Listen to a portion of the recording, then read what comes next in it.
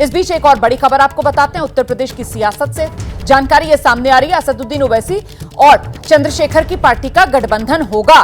10 सीटों पर 7 चुनाव लड़ेंगे ओवैसी और चंद्रशेखर। सीट शेयरिंग फॉर्मूले को लेकर बातचीत अंतिम दौर में पहुंच गई है। कभी भी गठबंधन का औपचारिक ऐलान हो सकता है। आप जानते हैं, लगातार पिछले दिनों असदुद्दीन ओवैसी और चंद्रशेखर की पार्टी का गठबंधन जो उत्तर प्रदेश में बना हुआ है लोकसभा चुनाव से, और अब आगे भी यह गठबंधन जारी रहने वाला है। 10 सीटों पर उत्तर प्रदेश में उपचुनाव होने हैं और इन उपचुनाव को लेकर भी दोनों दलों के बीच गठबंधन होगा, ये तस्वीर साफ हो गई है। वहीं गौर करने वाली बात यह भी है कि हरियाणा में जो विधानसभा चुनाव हो रहे हैं उसमें चंद्रशेखर की पार्टी ने हरियाणा में जेजेपी के साथ गठबंधन कर रखा है। हरियाणा विधानसभा चुनाव में चंद्रशेखर की पार्टी आजाद समाज पार्टी जननायक जनता पार्टी के साथ गठबंधन में है, और उत्तर प्रदेश विधानसभा चुनाव में चंद्रशेखर की पार्टी आजाद समाज पार्टी एक बार फिर एआईएमआईएम के साथ गठबंधन करने की तैयारी में है, जहां दोनों दल मिलकर उत्तर प्रदेश में होने वाले 10 उपचुनाव में एक साथ हुंकार भरेंगे। सीधे आपको लेकर चलेंगे, हमारे साथ हमारे सहयोगी सनुज शर्मा इस वक्त मौजूद है। सनुज, मतलब लोकसभा चुनाव में जो साथ आए थे, अब उपचुनाव में भी वो साथ बरकरार रहने वाला है असदुद्दीन ओवैसी और चंद्रशेखर का?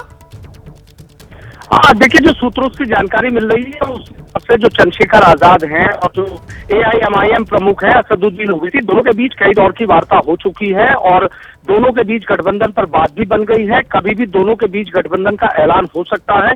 और सबसे बड़ी बात यह है कि जो यूपी विधानसभा में 10 सीटों पर उपचुनाव होना है, दोनों ही पार्टी मिलकर चुनाव लड़ेंगी। बड़ी बड़ी रैलियां होंगी, हेलीकॉप्टर से दोनों नेता जाएंगे और बड़ी रैलियां करेंगे। सबसे बड़ी बात यह है कि देखिए, जो उपचुनाव में ये लोग गठबंधन करने जा रहे हैं, इस गठबंधन को के तौर पर दोनों देख रहे हैं और नजर ही 27 पर है। अगर तो सीधा ये है कि कुछ इसमें ओबीसी वर्ग, जनरल वर्ग के बड़े नेताओं को भी की जो बात है वो की जा रही है। कई लोगों से के पीछे बात हो चुकी है और इस गठबंधन का जो ऐलान है वो, अगर ये गठबंधन होता है, ये सबसे ज्यादा नुकसान अखिलेश पीडीए को होगा। और जिस तरीके से कहा जा रहा है कि अगर ओबीसी नेताओं को शामिल किया जाता है तो फिर कहीं ना कहीं मुश्किलें पूरी कोशिश की जाएंगी, क्योंकि जिस पूरे उत्तर प्रदेश की अगर हम प्रदेश की बात करें तो तमाम है कि जहां पर दलित और मुस्लिम, और अगर उसमें ओबीसी और जनरल वर्ग लोगों को शामिल करके तालमेल बैठा जाए।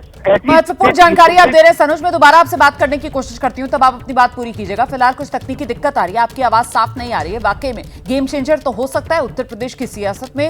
उपचुनाव 10 सीटों पर उत्तर प्रदेश में होना है और ऐसे में दोनों दल साथ आएंगे तो फिर किस किस की मुश्किल बढ़ाएंगे, ये अपने आप में एक बड़ा चुनावी सवाल, सियासी सवाल बनकर उत्तर प्रदेश में उभर सकता है।